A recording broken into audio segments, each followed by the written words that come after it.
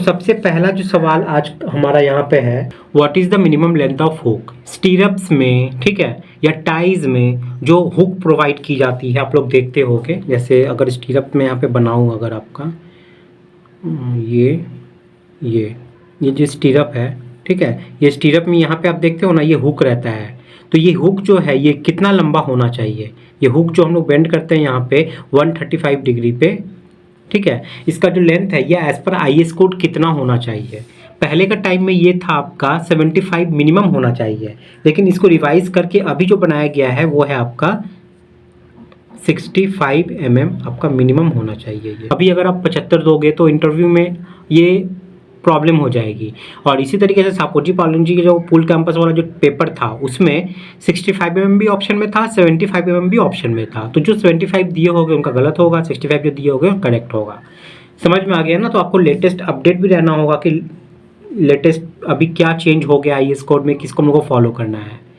Next सवाल यहाँ पे है आपका, what are the factors on which development length depends. Development length जिसको हम लोग LD भी बोलते हैं, LD, ठीक है, LD ऐसे देखना जो ड्राइंग रहती है, मतलब मान लीजिए ये कॉलम है और ये बीम है आपका, ठीक है, ये कॉलम है और ये बीम है। तो बीम का जो रेनफोर्समेंट होता है वो ऐसे जाके अंदर की तरफ ऐसे घुसता है, ठीक है। तो ये कॉलम फेस से लेके अंदर ये जितना स्टील गया ना, इसको LD कहा जाता है, डेवलपमेंट लेंथ कहा जाता है, जो कि कंक्रीट में अपना स्ट्रेस को ट्रांसफ़र करता है, ठीक है। इसका डेवलपमेंट लेंथ का जो फंक्शन है वो क्या करता है कि अपने ऊपर आने वाले सारे स्ट्रेस को कंक्रीट के ऊपर वो ट्रांसफ़र करता है। तो ये जो डेवलपमेंट लेंथ है ये किस चीज़ के ऊपर डिपेंड करता है। देखिए डिपेंड तो बहुत कुछ पे करेगा, लेकिन जो मेन जो फंडा है वो मैं आपको बता दूं यहाँ पे, वो है आपका grade of concrete, grade of concrete, और एक होता है ग्रेड ऑफ स्टील। हम लोग साइड पे जो ड्राइंग को कवर करते हैं ना, उसमें हम लोग ग्रेड ऑफ कॉन्क्रीट को और ग्रेड ऑफ स्टील को नज़र रखते हुए दोनों को मिला के आपस में हम लोग को डेवलपमेंट लेंथ दे दिया जाता है। उसके बेसिस पे हम लोग डेवलपमेंट लेंथ को वहाँ से लेते हैं। वैसे बॉन्ड स्ट्रेस है और भी बहुत कुछ है, सिग्मा वगैरह, वो अगर आप मेरा ये वाला वीडियो देखोगे डेवलपमेंट लेंथ का, इसमें आपको सारा कुछ समझ में आ जाएगा। सिर्फ डेवलपमेंट लेंथ के ऊपर ही मैंने इस पर बात किया है और आप लोग के द्वारा बहुत ज़्यादा पसंद किया गया है। डेवलपमेंट लेंथ का D से लेके पूरा EVE LOP MENT, मतलब उसका बारीकी से छोटा पॉइंट हर एक चीज़ को मैंने वहाँ पे समझाया है आप लोग को एज पर IS कोड 456 के द्वारा फार्मूला दिया हुआ है डेवलपमेंट लेंथ का, कैसे निकालना है कैसे नहीं, सभी चीज़ मैंने उसमें एक्सप्लेन किया है। उस वीडियो को आप लोग देखो, इसी वीडियो के डिस्क्रिप्शन में आपको लिंक मिल जाएगा, बहुत कुछ सीखने को मिलेगा। और उस वीडियो को देखो, अगर आप मेरे फ़ैन नहीं हो गए तो आप लोग बताना, ठीक है। वैसे मजाक कर रहा हूँ, लेकिन जाकर देख लो, सीखने को मौका मिलेगा बहुत कुछ। तो डेवलपमेंट लेंथ किस पे डिपेंड करता है, ग्रेड ऑफ कॉन्क्रीट और ग्रेड ऑफ स्टील पे जनरली। नेक्स्ट सवाल यहाँ पे है आपका, which steel is used in the manufacture of rails. Rail जो होती है ना, रेलवे का जो पटरी होता है हमारा, अगर उसका सेक्शन हम लोग बनाए तो कुछ इस तरीके से बनेगा, ऐसे होके पतला होता है, पतला होके फिर ऐसे, ठीक है। ये जो रेलवे का पटरी होता है, ये रेलवे का पटरी ये किस स्टील से बनता है। बहुत टाइप के स्टील होते हैं, लेकिन इस रेलवे का जो रेल है इसको किस स्टील के द्वारा बनाया जाता है, ये आपसे इंटरव्यू में पूछा जा सकता है। तो इसका आंसर होता है, ऑलवेज याद रखिएगा, मैंगनीज स्टील, मैंगनीज स्टील, ठीक है। इंटरव्यू में आपसे जब भी पूछे तो ये जवाब आप लोग दे दीजिएगा। ये क्वेश्चन वहाँ पे था इसलिए मैं आप लोग को बोल रहा हूँ।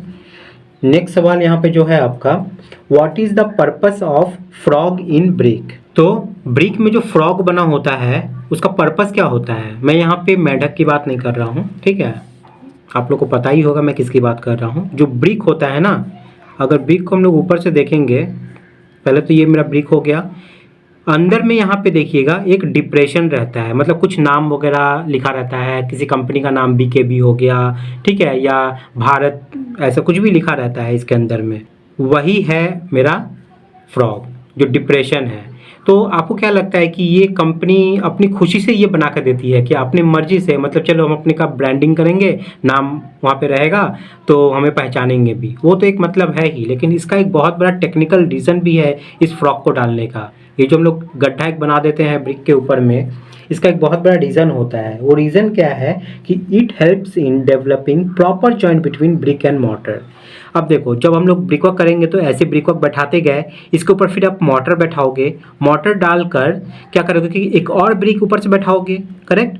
तो जो मोटर है ना, इस ब्रिक के ऊपर में तो लगेगा ही, साथ में इस गड्ढे के अंदर भी घुसेगा, इस गड्ढे के अंदर भी घुसेगा, तो इसके संग एक बॉन्ड बनाता है ये मोटर इस ब्रिक के साथ। एक तरीके से मैं अगर टेक्निकली आपको बताऊं तो ये शियर की का काम करता है, शियर की का।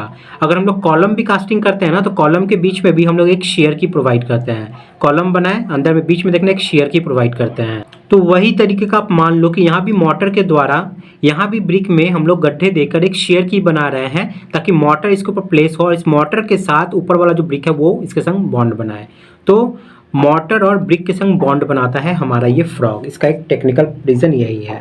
तो इसको हम लोग लिख सकते हैं, it helps in developing proper joint between brick and motor. Clear हो गया? उम्मीद करते हैं आप लोगों को क्लियर हुआ होगा। नेक्स्ट सवाल हमारा यहाँ पे आप लोग के लिए है नंबर 5 वाला। वो क्या है कि which type of cement is preferable in sea water construction.